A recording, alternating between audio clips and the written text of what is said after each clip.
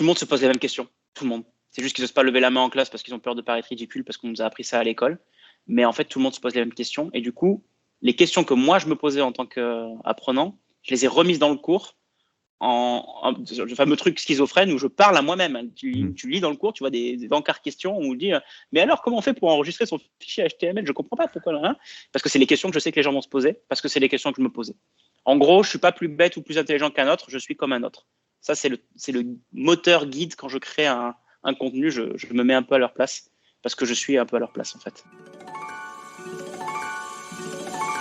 Les entreprises les plus performantes seraient-elles celles qui bâtissent la capacité d'apprendre plus vite que la concurrence? Je suis Cyril Ijard et avec la société nous avons décidé d'aller à la rencontre de celles et ceux qui font l'entreprise apprenante. Responsables de la formation, DRH, directrices et directeurs d'universités d'entreprise, experts de la EdTech ou de la pédagogie, nos invités viennent partager leurs expériences, leurs apprentissages et leur vision du monde de la formation professionnelle et du développement des compétences. Au fait, c'est qui nous? Nous, c'est un collectif dont la mission est de faire des richesses humaines le moteur de performance des organisations. Et c'est grâce à nous que le podcast L'entreprise apprenante existe. Aujourd'hui, je reçois Mathieu Nebra, cofondateur d'Open Classroom. Mathieu détaille comment il est passé d'une frustration liée à une situation d'apprentissage quand il avait 13 ans à une société de 500 personnes dont la mission est de rendre l'éducation plus accessible. Avec Mathieu, on parle donc de l'accessibilité de la formation par les collaborateurs, notamment en questionnant le modèle actuel. En effet, Mathieu réinterroge cette pratique d'aller chercher quasi systématiquement les compétences en externe, ce que l'on a vu d'ailleurs en 2022 avec beaucoup de turnover, plutôt que de miser sur la montée en compétences des collaborateurs de l'entreprise. Mathieu appelle clairement les organisations à investir sur leurs forces vives et à investir massivement dans la formation afin de répondre à leurs enjeux métiers. Il fait d'ailleurs le lien en expliquant comment il travaille sur les besoins en montée de compétences chez Open Classroom. Mathieu, avec son franc-parler, nous invite donc à re-questionner nos pratiques RH et à miser sur les managers pour développer les compétences de leurs équipes. Bonne écoute. Bonjour Mathieu. Bonjour Cyril. Mathieu, je suis très très heureux de te recevoir sur le podcast de l'entreprise apprenante. On va passer un petit moment ensemble et parler effectivement d'Open Classroom, mais aussi un peu de ta vision de la formation, du développement des compétences et autres. Voilà, je suis très heureux parce que moi, ça fait très longtemps que je suis les aventures d'Open Classroom, voir tes aventures, et puis tu vas nous en parler puisque j'étais un jeune internaute qui allait parfois sur le site du Zéro à l'époque chercher quelques tutoriels. Je vais démarrer, on va démarrer. Est-ce que tu peux déjà te présenter et nous donner quelques éléments clés de ton parcours? Oui, bien sûr. Je m'appelle Mathieu Nebra et je suis un des deux cofondateurs de Open Classrooms, qui est le nouveau nom du site du Zéro et qui est un projet que je mène depuis que j'ai 13 ans. Soit il y a 20... ça va faire 23 ans. Démarré en 99 alors que j'étais en classe de 4e au collège, comme un hobby qui est devenu de plus en plus gros et qui est devenu ensuite une entreprise et puis ensuite qui a levé des fonds, puis ensuite qui a fait plein de choses. Et enfin là, je fais la version très très très courte, mais si tu veux quelques dates clés du parcours, 1999, il se trouve que j'ai un ordinateur et 1 heure d'internet par mois à la maison et je trouve ça fascinant d'aller sur des sites web et je me dis waouh, comment est-ce que c'est fait, c'est quoi la sauce? Et je me dis pour apprendre, je vais aller en librairie parce que je pouvais pas apprendre en ligne, 1 heure d'internet par mois, c'était impensable. Et je suis allé en fait à la Fnac à Avignon, près de chez moi, et j'ai cherché des livres pour débutants pour créer des sites web. Et j'ai été frustré parce que je trouvais que des livres pour des pros qui avaient 3 à 5 ans d'expérience. C'était marqué en 4e de couverture, il faut 3 à 5 ans d'expérience pour lire ce livre. Et moi, j'avais 0, voire moins de 3 ans d'expérience, quoi. Je me sentais tout nul. Et donc, c'est venu un peu d'une frustration, pour être franc, parce que je me sentais rejeté. Et j'ai quand même pris un de ces bouquins qui était plutôt pour les pros. Et j'ai quand même appris, tant bien que mal, avec ce bouquin qui était plutôt pour les pros. Et quand j'ai fini de le lire, j'avais 2 envies. Une, c'était de pratiquer, évidemment.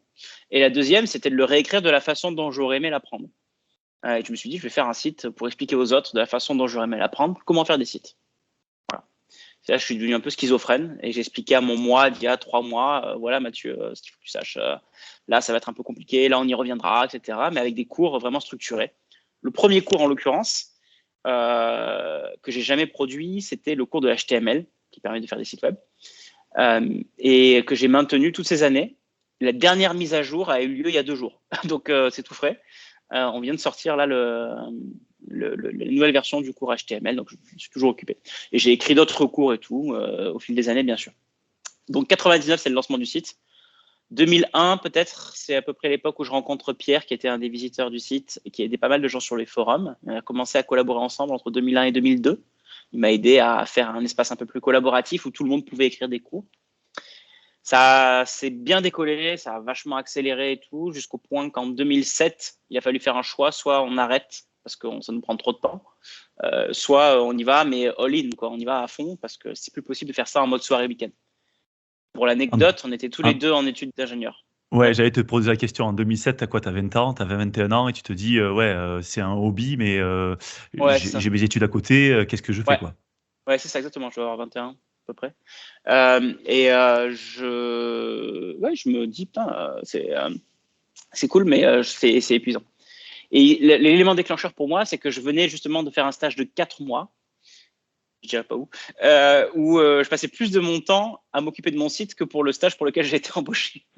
Et donc, c'était rigolo, mais c'était plus soutenable, quoi. C'est vraiment le signal pour moi qu'il fallait faire quelque chose. À l'époque, c'était 2007. 2007, créer sa startup, c'était pas un truc cool où il y avait des incubateurs pour t'aider, plein de trucs et de l'argent à plus savoir quoi en faire des fois. Non, mais et donc du coup, pour moi, la voie normale et royale, c'était de prendre un CDI dans une SS2I pour aller bosser chez un client en tant que développeur ou un truc comme ça. Donc, société de service, quoi.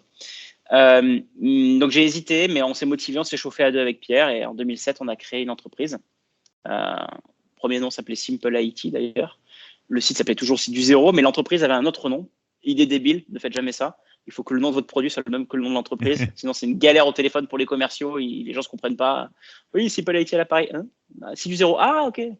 Voilà, donc ça simplifie les choses d'avoir un nom de boîte et un nom de produit qui est le même. On finit nos études d'ingénieur. Pierre était à Lyon, moi j'étais à Paris. Il est remonté à Paris vers 2009. Et à 2009, on a fait nos premières embauches, 2 premiers salariés en fait. On avait des stagiaires avant, mais là on a eu le premier salarié. 2012. C'est qui les premiers salariés? C'est qui? C'est quoi les profils, je veux dire? Quand je dis c'est qui, c'est il y a eu, profils, il y a eu une commerciale et un développeur. Ok. Voilà, en même temps quasiment. Commercial à l'époque, pour info, en fait, les cours ont toujours été gratuits sur Open Classrooms. On ne gagne pas de l'argent en vendant nos cours. On gagne de l'argent en vendant des formations, c'est pas la même chose. Et nos cours, on les a adaptés à l'époque en livre papier. On a fait le chemin inverse en fait. On avait des cours gratuits en ligne et les gens nous réclamaient une version papier en disant s'il y a un cours aussi bien en librairie, moi je l'achète.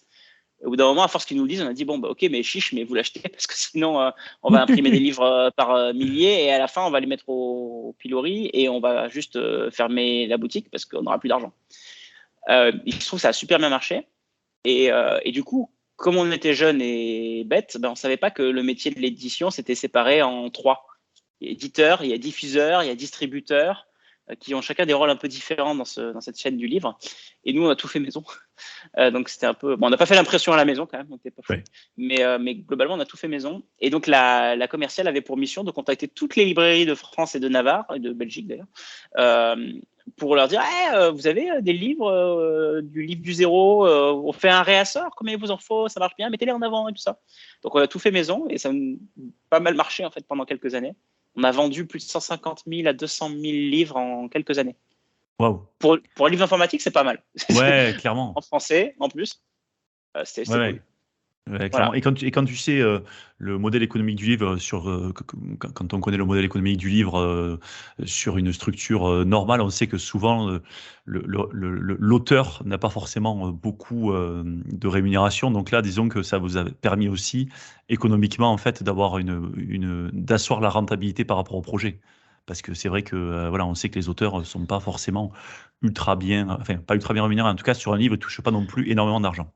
L'auteur, c'est en général, alors ça va dépendre des secteurs et des moments, mais il peut toucher 8% du montant du livre, hors taxe.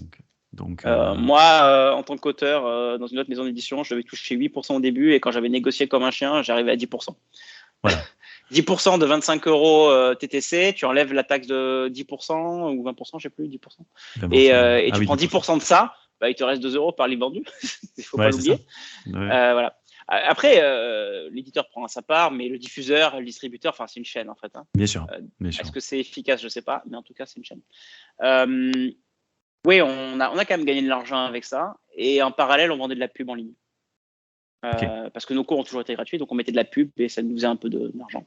Sauf que, c'est bien, j'arrive à reprendre le chemin de l'histoire, sauf que donc, on fait ça pendant quelques années et on gagne on fait un poignée de millions d'euros de chiffre d'affaires grâce à ça quand même, c'est pas dégueu. Jusqu'à ce que le livre papier commence un peu à s'écrouler, les librairies commencent à fermer leurs rayons informatiques, notamment par la concurrence de la formation en ligne, c'est amusant. C'est un peu grâce à nous aussi ou à cause de nous. On est arrivé vraiment à la fin du cycle du livre papier informatique, je pense, enfin, globalement. Et la pub en ligne, ça commençait à devenir du grand n'importe quoi parce qu'il fallait mettre des pubs encore plus grosses, des habillages, que ce soit flashy, que ça se mette sur le texte. À un moment donné, tu te demandes à qui tu parles. Tu parles à l'annonceur ou tu parles à la personne qui essaie d'apprendre. On devenait un peu schizo, hein, pour être franc, à la fin avec ces histoires. Accessoirement, comme ça devenait de plus en plus gros, on gagnait de moins en moins, ça rapportait moins, la pub, en l'occurrence. Et les gens commençaient à installer un petit truc qui s'appelle AdBlock à l'époque. Et on se disait, voilà, ça pue un peu cette histoire parce que nous-mêmes, on a envie de l'installer. Donc, c'est qu'il y a un truc. Et donc, on a fait un virage à 180 peut-être, où on s'est retrouvé à dire, OK, on va débrancher petit à petit la pub, pas d'un coup, mais on va enlever les pubs. Et on va arrêter le livre papier et on va démarrer un nouveau modèle. Et on ne sait pas lequel. Franchement, on était face à une feuille blanche. On savait juste qu'on en avait marre de faire de la vente à l'unité. On voulait faire un système d'abonnement, genre freemium, parce qu'on voulait un côté récurrent. Par contre, on savait aussi un truc, c'est que on voulait pas rendre les cours payants. C'était impensable pour nous, ça a toujours été gratuit. Tous nos cours ont toujours été gratuits, donc on savait pas trop qu'est-ce qu'on allait faire payer. Et donc, on a cherché en marchand, on a commencé à faire une espèce d'abonnement où on mettait tous nos e-books, la version liseuse de nos cours, en accès illimité. Au début, on a commencé vraiment comme ça à l'arrache. La première idée qui nous venait à l'esprit, et ça générait quelques clients, mais bon, pas longtemps évidemment, parce que les gens téléchargeaient tous les bouquins, et on mettait pas de DRM, on mettait aucune limite, donc c'était vraiment, la personne a fait OK, téléchargez tout, OK, je me désabonne le mois suivant. Mais ça a bien marché quand même au tout début pour démarrer. Et petit à petit, je fast forward quand même parce qu'il s'est passé beaucoup de choses, mais on a commencé à créer ce qu'on a appelé des parcours de formation. Et on a commencé à faire des partenariats avec des écoles pour délivrer des diplômes reconnus par l'État, les mêmes que ceux que tu vas dans une école physique. Et à l'époque, aujourd'hui ça commence à être un peu connu, mais à l'époque, on était les premiers, à ma connaissance, dans le monde à délivrer un bachelor, donc niveau bac plus 3, en ligne, entièrement en ligne, sans aucune présence physique. Quelle année ? Je ne vais pas dire de bêtises parce que j'ai une mémoire d'année très nulle, mais autour de 2015 peut-être. Ouais, voilà, c'est-à-dire que là, aujourd'hui, on peut même en voir sur des Coursera, des UDX, mais c'est beaucoup plus récent. D'après moi, ça a 2 ans. D'années qui font ça. Ouais, je vais dire 2-3 ans. Ouais, un peu avec de Covid. De plus en plus, ouais. Après, voilà, c'est pas la même chose parce que dans un sens, un Coursera va déléguer toute la pédagogie à l'université en lui disant c'est toi qui sais faire le mieux, donc moi je te fournis la plateforme. Tandis que nous, on pilote la création du contenu avec l'aide de l'école partenaire, mais c'est nous qui faisons vraiment le projet en plus de la plateforme. Donc on a moins de diversité de contenu qu'un Coursera parce qu'on les gère en interne, mais on a plus de maîtrise de la qualité et du processus parce qu'on le gère en interne et qu'on est spécialisé dans l'éducation en ligne là-dessus. Donc voilà un peu ce qu'on fait. Et là, ça a pas mal explosé au fil des années grâce à ça. Et le fait qu'on propose des diplômes de niveau reconnu par l'État a été assez game changer pour les gens qui, du coup, ont vu la valeur ajoutée. Et donc, aujourd'hui, on fournit une 50aine de formations diplômantes sur des métiers en tension, des métiers qui recrutent comme développeurs, mais aussi designers, RH, sales et compagnie. Donc, en fait, on a ouvert les domaines en français et en anglais, 50 formations qui aboutissent à un diplôme en général de bac plus 2 à bac plus 5. Et on aide les gens à trouver un emploi derrière, parce qu'on ne s'intéresse pas juste au fait qu'ils aient un diplôme, mais qu'ils sont coachés gratuitement après leur diplôme pendant 6 semaines pour trouver un emploi. Notre objectif étant l'employabilité. On est aujourd'hui société à mission, dont la mission est de rendre l'éducation accessible. C'est notre raison d'être. Et on a un objectif chiffré de 500 000 personnes par an qu'on accompagne vers l'emploi. On veut générer 500 000 emplois, en fait, dans les formations qu'on fait. Ok, grâce waouh, dans le monde. ça c'est assez, ouais, ça c'est ce chiffre en fait, cet objectif est assez dingue. Alors, on va rentrer dans le sujet tu nous as parlé de rendre l'éducation accessible et j'ai vraiment envie qu'on rentre là-dedans. Mais avant ça, tu as dit quelque chose qui est juste, j'ai vraiment envie de le creuser, c'est, tu as commencé ton premier cours HTML en 99 et tu l'as mis à jour encore il y a 2 jours. Et je pense que d'ailleurs ton cours, à un moment donné, j'y suis allé il y a quelques années, c'est sûr. Mhm. Qu'est-ce que tu retires finalement de 26 années d'expérience pédagogique, de feedback, même peut-être voilà, voilà. Qu'est-ce que tu en retires finalement de ces 26 ans sur ce cours particulier, mais qui t'ont donné peut-être matière à réfléchir et à revoir peut-être des éléments sur ta pédagogie, sur les interactions avec les apprenants, sur d'autres. Mais voilà, si tu devais en retirer en quelques minutes un Rex, ce serait lequel? Alors, ça fait pas 26 ans, ça fait 23 ans. Ouais, 23, N'exagérons excuse-moi, rien. effectivement. Mais en Oui, l'occurrence, qu'est-ce que j'en retire? Ouf. Plein de choses. J'ai essayé de les mettre un peu, de les coucher sur papier pour justement résumer, mais euh, les choses les plus simples sont les meilleures, peut-être. On oublie trop souvent les débutants. C'est la base de la pyramide. Il y a beaucoup de volume, il y a beaucoup de monde et c'est les plus oubliés et les plus délaissés, voire dédaignés. Tout le monde est capable d'apprendre. Apprendre, ça devrait pas être chiant, ça devrait être amusant, mais il faut de la passion. Il faut que le prof, transmetteur de connaissances, soit passionné. Pour moi, c'est une clé. Tout le monde se pose les mêmes questions. Tout le monde. C'est juste qu'ils n'osent pas lever la main en classe parce qu'ils ont peur de paraître ridicule parce qu'on nous a appris ça à l'école. Mais en fait, tout le monde se pose les mêmes questions. Et du coup, les questions que moi, je me posais en tant qu'apprenant, je les ai remises dans le cours le fameux truc schizophrène où je parle à moi-même. Tu lis dans le cours, tu vois des encarts questions où on dit mais alors comment on fait pour enregistrer son fichier HTML? Je comprends pas pourquoi là, hein. Parce que c'est les questions que je sais que les gens vont se poser, parce que c'est les questions que je me posais. En gros, je suis pas plus bête ou plus intelligent qu'un autre, je suis comme un autre. Ça, c'est le moteur guide quand je crée un contenu, je me mets un peu à leur place parce que je suis un peu à leur place en fait. Donc ça, c'est des trucs que j'ai appris. Les gens adorent pratiquer aussi.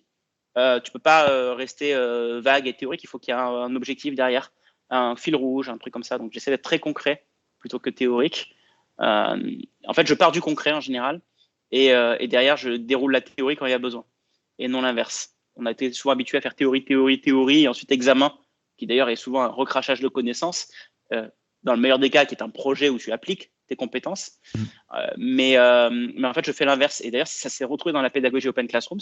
Parce que quand tu fais une formation, donc là, on n'est pas sur le cours HTML, mais sur une formation de diplômante, en fait, c'est constitué de projets que tu dois réaliser. Et tu dois juste réaliser des projets, en fait. Mais c'est pas mal de travail. Et on t'envoie les projets en premier et les cours en second. On te dit, voilà ce que ton boss t'a demandé de faire. Situation fictive. Mais c'est ce qu'on appelle du project-driven design, en fait. Et là, tout est guidé par les projets. Et derrière, on rattache des cours en disant, ces cours peuvent vous aider, mais c'est pas obligatoire de les suivre. Mais ça peut quand même vous aider, donc jetez-y un œil. Du coup, quand ils vont voir le cours, en fait, ils le font dans un contexte avec un objectif en tête. Et ça change tout. Et ça change tout effectivement tu dis sur le contexte, la soif d'apprendre, sur le fait que ça donne du sens aussi à chacun de pouvoir s'immerger dans un cours. Ouais. Donc, on est parti de ta frustration initiale et on voit que voilà, tu as toujours voulu derrière partager cette soif d'apprendre. Et tu m'as parlé effectivement de cette mission qui est de tenter de rendre l'éducation accessible sur Open Classroom avec cet objectif qui est dingue de 500 000 personnes dans le monde. Ben, comment en fait, vous, au quotidien, avec les équipes, avec les 500 collaborateurs qui t'accompagnent, vous tentez de rendre l'éducation plus accessible? Comment est-ce qu'on fait ça au quotidien? Ouais. Ou en tout Oui, cas, comment vous le projetez, comment vous l'expérimentez, comment on le design. Voilà, exactement. C'est marrant parce que juste avant cette interview, j'ai justement fait un schéma qui résume la chose et la vision. C'est un flux, c'est un workflow où des gens ne savent pas ce qu'ils veulent faire et on les oriente vers la bonne formation et vers le bon financement aussi pour qu'ils aient à payer le moins possible parce que l'accessibilité, c'est pas que le contenu, c'est aussi la finance. Il y a un sujet. Et il y a plein d'argent pour financer la formation, mais ils ne trouvent pas toujours les gens qui en ont besoin. Donc ça, c'est le grand paradoxe. Et donc, nous, on travaille à cette question-là beaucoup en ce moment. C'est un vrai sujet pour nous. Deuxième aspect, c'est le taux de diplomation. C'est pour chaque étudiant qui démarre une formation, combien il y en a qui finissent et ont le diplôme. Et le dernier, mais le plus important pour nous, c'est le taux de placement dans l'emploi. ou les gens trouvent un job parce qu'ils étaient sans emploi, ou ils évoluent dans leur carrière. Ils ont une promotion dans l'entreprise dans laquelle ils sont. Et c'est comme ça en fait qu'on conçoit les choses. On voit essentiellement des taux de conversion. Et c'est le retour sur éducation, le retour sur investissement de l'éducation qu'on mesure de cette façon-là. Parce qu'on voit que les gens, à X%, ils arrivent à trouver un travail après cette formation. Après celle-là, c'est moins, c'est X%. Et derrière, on a plein de data qui nous permettent de mesurer notamment le salaire avant, le salaire après, donc du coup l'élévation du niveau de vie qu'on a permis. Donc les 500 000, c'est pas juste des numéros, et derrière il y a des vrais gens avec des vraies histoires très touchantes souvent qui nous sont racontées. Mais on peut aussi derrière agréger, mesurer l'évolution salariale moyenne et donc la qualité de vie qui a pu être impactée par ça. Ok, ouais, c'est super clair, effectivement. Alors, il y a vraiment le premier sujet, je l'avais vraiment pas vu venir, c'est-à-dire le fait finalement de pouvoir flécher l'argent Ouais. qui est disponible sur les personnes qui en ont réellement besoin. Et ça, d'après moi, c'est comme tu le dis, c'est un sujet qui est peut-être sous-jacent, qui est un signal faible, mais qui peut être assez important. C'est le sujet de l'accès à la formation en fait. De Il l'accès, faut y ouais, accéder, il ouais, faut savoir laquelle est la bonne pour toi, mais il faut aussi savoir comment tu vas le payer ou exactement. comment tu vas être financé. Exactement. Donc, ensuite, il y a celui effectivement de, la partie, et je voudrais qu'on s'y arrête un petit peu dessus, la partie, vraiment, on va dire, contenu, formation, du moment où je m'inscris je m'inscris dans cette formation, je m'inscris dans cette quête de diplôme jusqu'au diplôme. Parce que là, tu vas mesurer en fait, finalement la rétention des apprenants Ouais. pour Et le savoir succès aussi. et le succès. Ouais, ah oui, tu as raison. À la fois la rétention et à la fois le succès par rapport au diplôme, parce que vous proposez des parcours diplômants. Là, qu'est-ce que vous voyez chez Open Classroom? Parce que c'est vrai que vous le faites sur, tu l'as dit, beaucoup de formations. Qu'est-ce que vous voyez comme, ouais, comme un peu comportement dominant, ou en tout cas des choses un petit peu qui vous ont étonné sur à la fois, je sais pas, des gens soit qui arrêtent, soit qui continuent, enfin, tu vois, ou des taux de diplôme un peu différents par rapport au diplôme. C'est quoi un petit peu les constats que vous faites?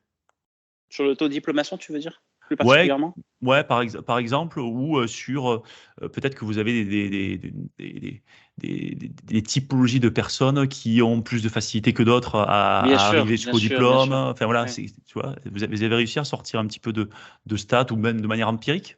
Grave, on a même fait des études scientifiques et on a publié des papers en ligne là-dessus.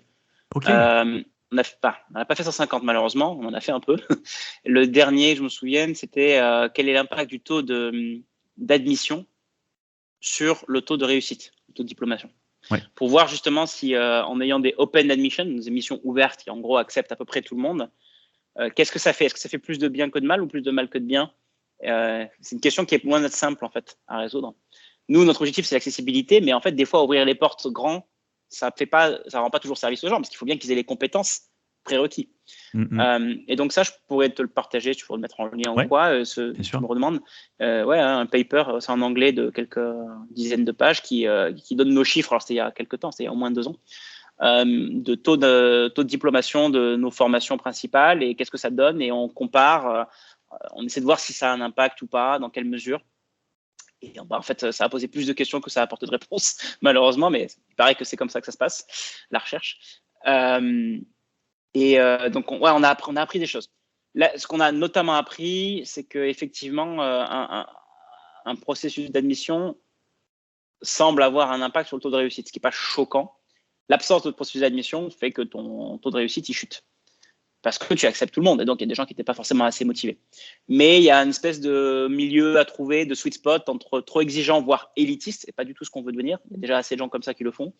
Versus Open Admission, c'est la foire d'empoigne. Et honnêtement, on envoie les gens au casse-pipe. Il faut trouver un peu cet équilibre.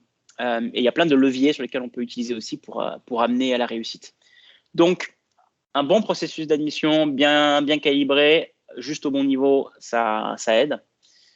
Le niveau scolaire, en général, a tendance aussi à bien aider. Donc, si tu prends quelqu'un qui est Bac+5, il aura plus de facilité à se former en ligne. Bien sûr, on parle de l'autonomie, mais ce n'est pas que ça. C'est aussi une organisation, capacité à faire les choses. Le paradoxe, c'est que nous, on va plutôt chercher des gens qui ne sont pas Bac+5, même si on les accueille bien volontiers, les Bac+5, mais on prend des gens qui sont des fois réfugiés ou des sans-emploi de longue durée. Donc, par design, d'ailleurs, on essaie d'avoir minimum 40% de gens qui sont des gens qui n'ont pas accès à la formation de façon récurrente. Ça inclut les réfugiés, les demandeurs d'emploi, les gens issus des quartiers prioritaires de la ville et quelques autres que j'en passe. Donc, on se met la barre difficile, en fait. Mais notre but, c'est pas d'avoir le meilleur taux de réussite. Si je veux te mettre un taux de diplomation de 100%, je sais très bien comment le faire. Je fais des examens super faciles, je prends que les meilleurs, et puis j'annonce que je suis la meilleure école parce qu'il y a un taux de réussite de ouf. Mais si tu prends que l'élite de la nation, c'est cool, mais ils étaient déjà l'élite de la nation en général avant. Donc, tu fais que promouvoir ce qui était déjà un peu en place. Donc, nous, on se fait du mal exprès, mais notre but, c'est pas de chercher à démontrer le meilleur taux de réussite du monde parce que c'est très facile de tricher sur ces nombres.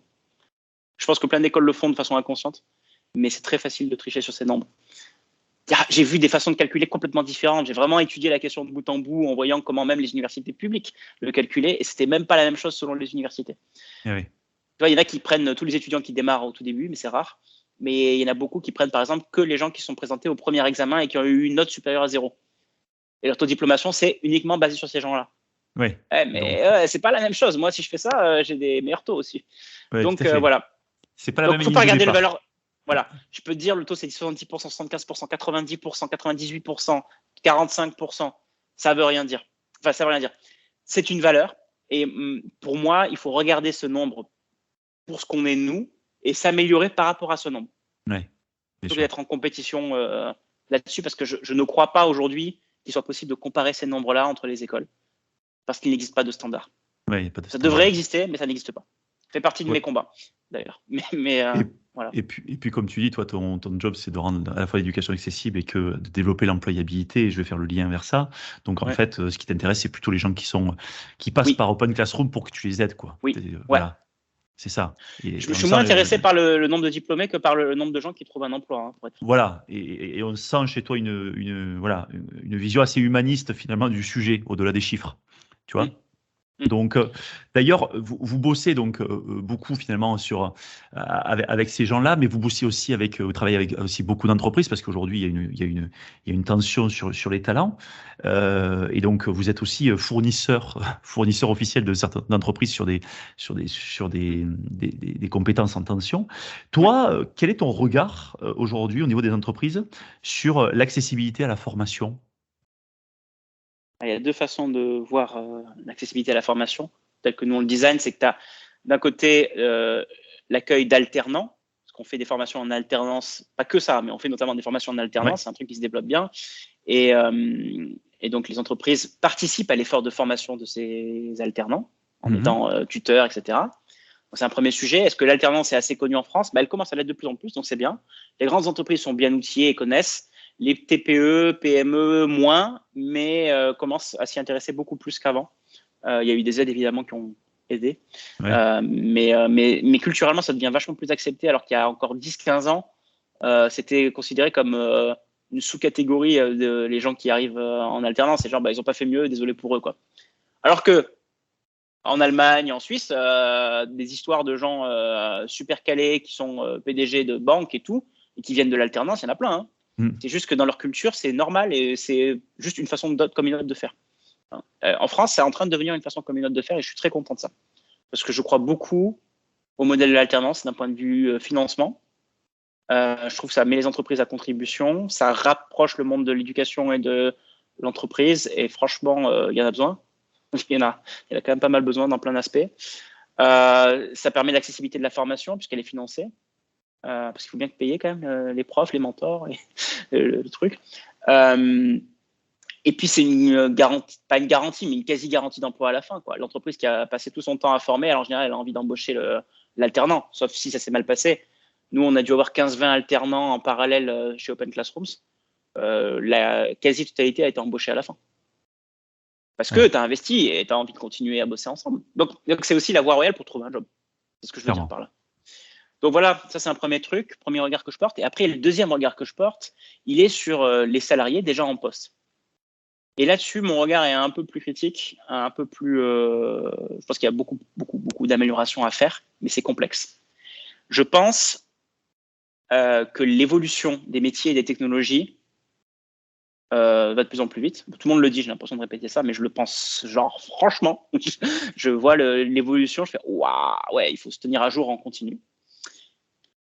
Et la formation, pendant le job, ne suit pas. On est toujours quand même dans un mode où tu fais jusqu'à tes 23, 25 ans, des études à temps complet quasiment.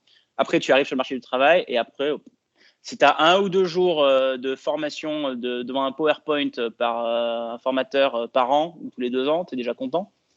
Je ne sais pas si je caricature, honnêtement. Ça dépend des cas de figure. Mais honnêtement, j'ai un peu l'impression que ça se passe comme ça. Et du coup, je pense que le monde de l'upskilling, donc l'ajout de petites compétences, il n'a pas assez de poids par rapport aux besoins des entreprises.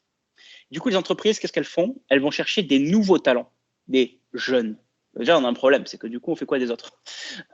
Et elles se plaignent parce qu'il n'y en a pas assez, ou ils ne sont pas assez seniors. Et du coup, c'est la crise des talents. Et je pense que les talents, ils sont pour beaucoup déjà dans l'entreprise.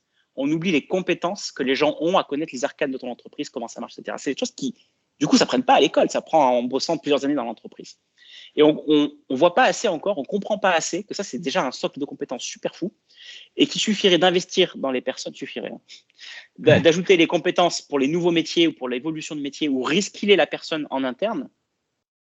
Ce serait plus intéressant et moins cher et moins douloureux que d'aller chercher quelqu'un d'autre derrière. Et puis, accessoirement, d'un point de vue sociétal, ça veut dire quoi? Ça veut dire que tu essaies de prendre quelqu'un qui déjà n'a pas assez de nouveau et les gens qui viennent observer dans ta boîte, tu commences à les virer.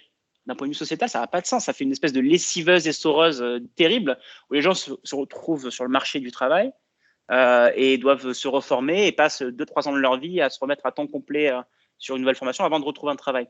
Je trouve que c'est un peu violent. Je trouve qu'on n'est pas obligé d'en passer par là. Mais pour y arriver, il n'y a pas 36 solutions. Et vous allez dire, c'est moi qui dis ça, mais il faut investir plus dans la formation des collaborateurs au quotidien. Comment? Les entreprises disent en général, ouais, très bien. Mais ça ne savent pas toujours comment, c'est-à-dire que c'est quelles compétences et qui, comment faire. C'est le premier problème. Et ensuite, le temps et l'argent, c'est vrai. Tu dis à un manager, je vais enlever ton collaborateur pendant plusieurs semaines pour une formation. Le manager, il n'est pas content. Parce que lui, ce qu'il voit, c'est que tu as de la productivité dans l'immédiat qui lui est retirée. Et potentiellement, la personne va revenir et aura plus de compétences et donc sera plus productive, mais il n'en est pas sûr. Il sait ce qu'il perd, il ne sait pas ce qu'il gagne. Et pourtant, il faut faire ça. Il faut avoir un peu de ce courage et cette vision de dire, mais en fait, c'est la bonne façon de faire. Et c'est pour ça que les entreprises ont beaucoup de mal à y arriver, parce que plein de décisions sont prises aussi parce que les gens sont en train de bûcher, de faire leur chiffre du trimestre, et c'est super compliqué. Et lever la tête hors de l'eau et décider d'investir dans les collaborateurs, c'est effectivement de l'argent. Et ce n'est pas 1 à 2 jours par an qu'il faut. C'est 1 à 2 jours tous les mois. Tous les mois. Ouais. C'est beaucoup plus. Ce que je dis, c'est 12 fois plus, là. 12 fois plus. Et pour reprendre des mots de Denis Christol que j'ai eu sur un événement qui s'appelait l'Odyssée Organisation Apprenante, on est passé à une logique de flux par rapport à une logique de stock sur les compétences. C'est un peu ce que tu dis, c'est-à-dire que le 1 ou 2 jours par an, c'est la logique de stock. Allez, je te donne un petit stock de nouvelles compétences. Ouais. Et en plus, dans ce stock, tu en prends le jour et tu en laisses 80% parce que tu ne vas pas réussir à les remettre dans le travail. Alors que dans cette logique de flux où tu parles d'upskilling et tu vas donner à manger, entre guillemets, de la compétence au fil de l'eau, en fait, au fil de l'eau, je vais pouvoir l'intégrer dans ma pratique. Et effectivement, ça, j'y crois forcément. Là, ce que je trouve intéressant, en tout cas, ce que tu questionnes dans ton analyse, c'est que finalement, depuis 1 an, en fait, on assiste à cette lessiveuse, je reprends tes mots, du turnover dans tous les sens. C'est-à-dire que voilà, il y a beaucoup plus de turnover. On voit les gens bouger de plus en plus. Et effectivement, dès qu'on a un problème de compétence, on regarde directement vers l'extérieur. Et en fait, ce que tu dis, et ce que je trouve intéressant à questionner, c'est effectivement, arrêtons de prendre nos lunettes ou nos jumelles pour essayer d'aller chercher la perle rare à l'extérieur. Et plutôt, essayons de voir à l'intérieur, finalement, quels sont les profils qui sont bons, parce que s'ils sont chez nous et qu'on les a recrutés, c'est que globalement, à un moment donné, on les a trouvés bons. Et ce que tu dis, c'est qu'ils ne peuvent pas devenir bons quand tu recrutes à mauvais quelques années. Mais ça veut dire qu'en fait, il faut connaître les gens que tu as chez toi, tu vois. Et ça, je crois qu'aujourd'hui, c'est un vrai sujet. C'est que si tu recrutes, si tu vas chercher des gens à l'extérieur, c'est que globalement, soit tu penses que les gens ne sont pas n'ont pas le potentiel, soit que tu les connais pas. Mais attends, c'est qui tu les connais pas? À qui tu fais référence? Alors, moi, je fais référence à tout le monde finalement, aux managers, aux RH, et je vais te donner, pour pas qu'on soit juste dans une discussion empirique, je vais te donner un chiffre qu'on a eu sur une étude qu'on a menée sur les organisations apprenantes, qui a été corroborée par une étude de LinkedIn sur l'emploi. 10% des sociétés ont une cartographie des compétences à jour. C'est-à-dire qu'il y a seulement 10% des RH en France et même des managers qui savent exactement quelles sont les compétences qu'elles ont à l'heure actuelle dans leur société. Et ensuite, il faut savoir ce que tu as en stock ou en flux à l'heure actuelle, on va dire en stock comme compétence, et ce dont tu as besoin demain. Et alors là, si tu veux, on sera à moins de 10%. Donc aujourd'hui, en fait, on est tous en train de brasser, comme tu dis, de la compétence, du talent des gens, parce qu'en fait, on est complètement aveugle sur les besoins et surtout sur les potentiels. Exactement. Exactement. Vas-y, je te laisse continuer. Tant de choses à dire. Écoute, c'est très juste. Je suis assez d'accord avec ce que tu dis. Ça dépend où tu regardes dans l'organisation. Les managers, et normalement, les bons managers ont quand même une meilleure compréhension des RH, des compétences et des besoins de développement des compétences des gens. Je ne dis pas qu'ils savent bien le faire ou qu'ils l'ont bien exprimé, mais en tout cas, ils sont les plus proches d'avoir une petite idée. Le problème, c'est que cette cartographie des compétences et cet objectif de transformation des compétences, il est traditionnellement dévolu aux RH. Les RH ne savent pas, ils ne peuvent pas savoir les compétences de tous leurs collaborateurs sur tous les métiers. Ils ne peuvent pas. Pourquoi est-ce que c'est eux qui sont en charge de ça? Je deviens fou, moi. Ces trucs-là, en fait, maintenant, ça me saute aux yeux pour avoir vu comment les organisations fonctionnent. Tu as les RH, ça paraît cohérent. Ils ont le département L&D qui gère les compétences, etc.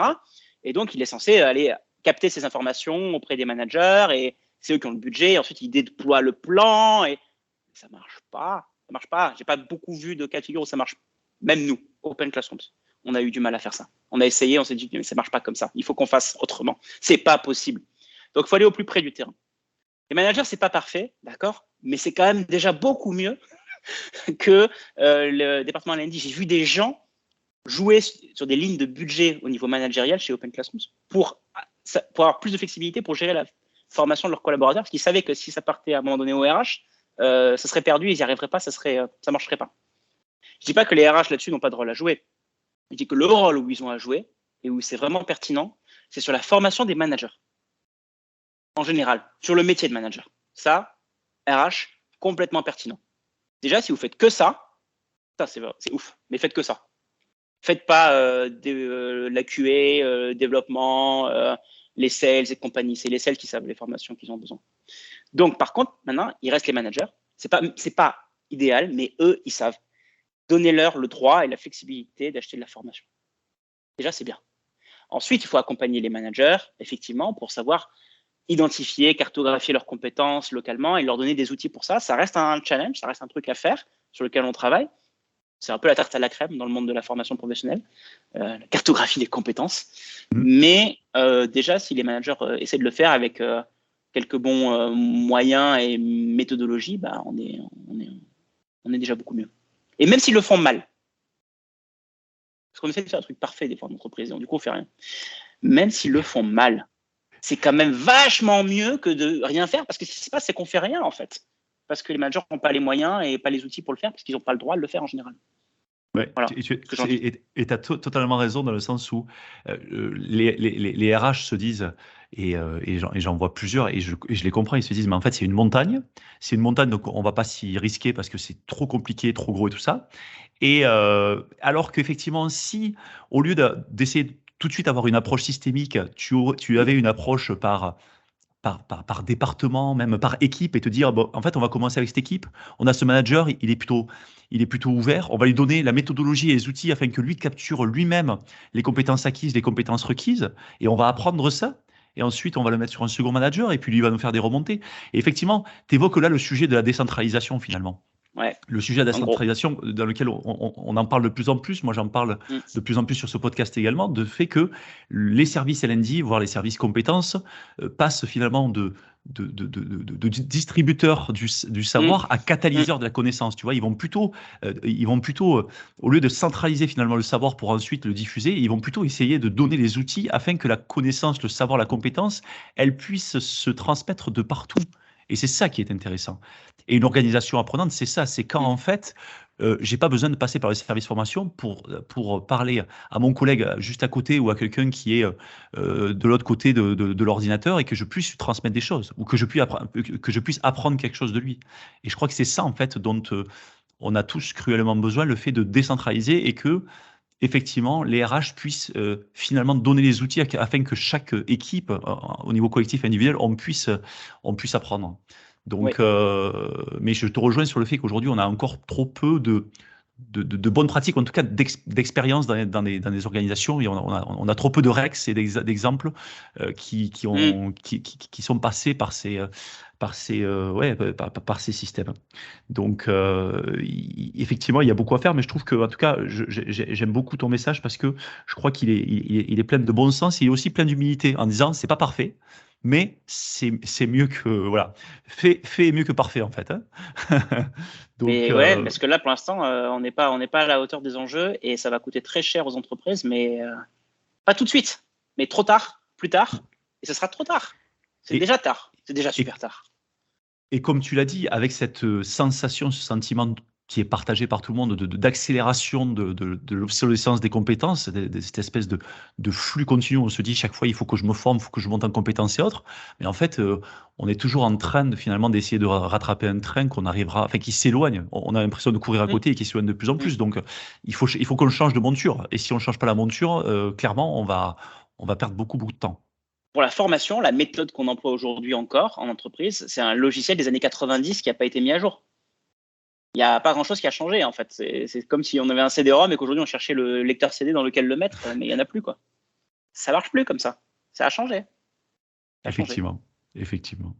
Et tu as commencé à parler, toi, chez Open Classroom, parce que tu es aussi dirigeant d'une société qui grandit. Maintenant, vous êtes 500.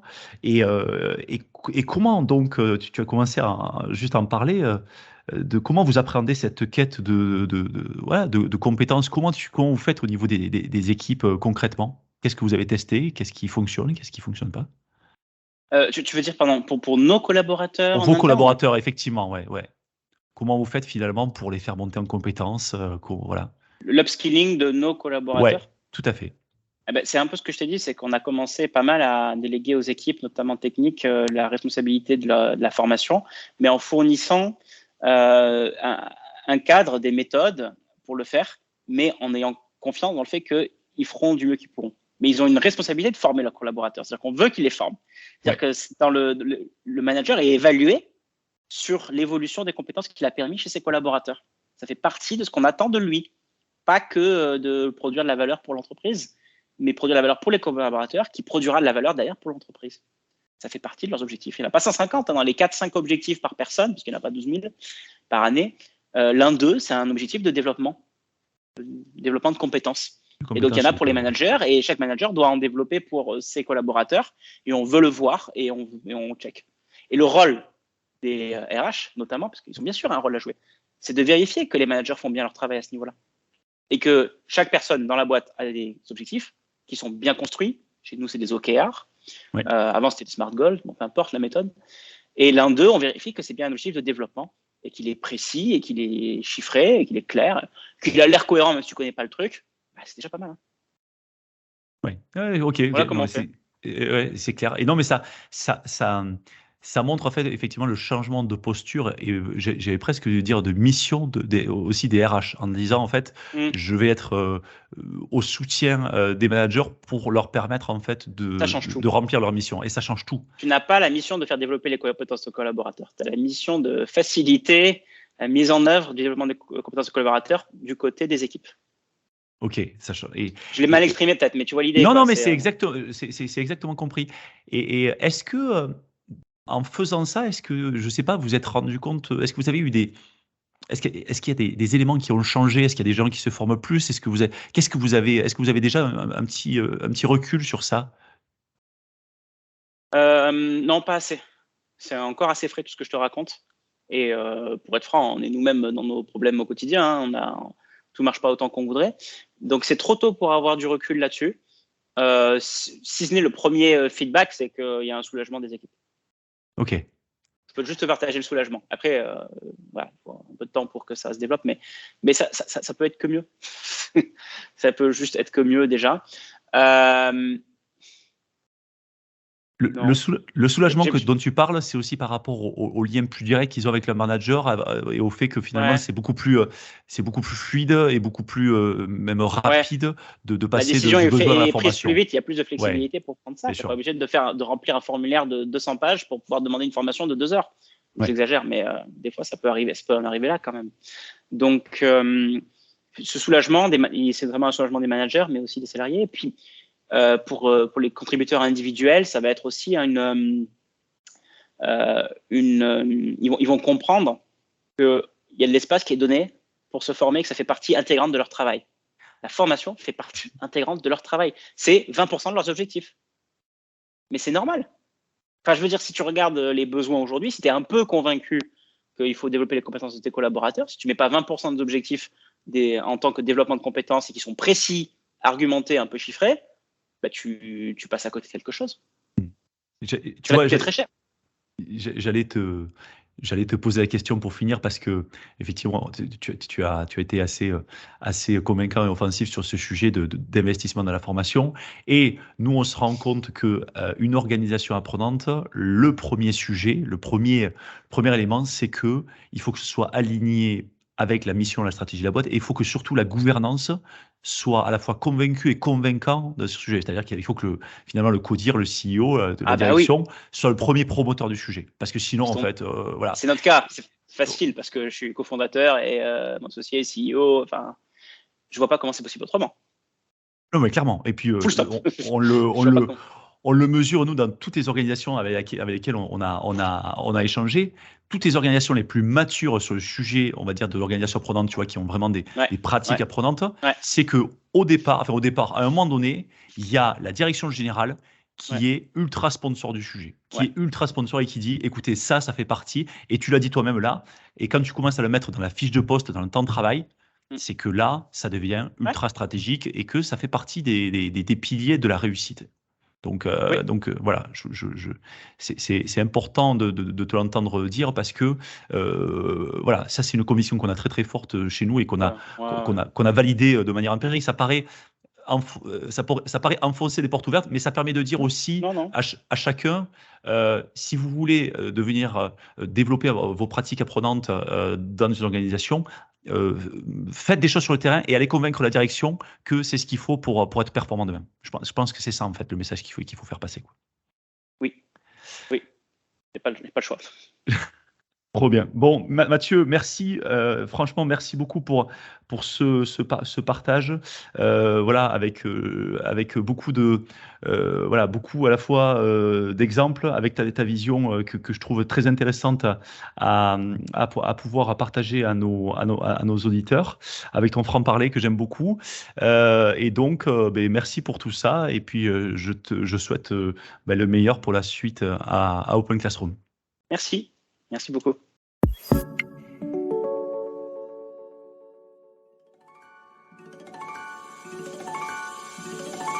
Attendez, ne partez pas si vite. Vous avez aimé cet épisode ? Dites-nous-le en laissant un commentaire, en le partageant auprès de vos collègues ou sur les réseaux sociaux et en laissant 5 étoiles sur Apple Podcast. Cela nous aide vraiment à faire connaître le podcast et nous motive à produire de nouveaux épisodes. L'entreprise apprenante vous a été présentée par nous. Nous est une entreprise dont la mission est de faire des richesses humaines le moteur de performance des organisations. Retrouvez-nous sur nous.co, nous.co. À très bientôt sur l'entreprise apprenante.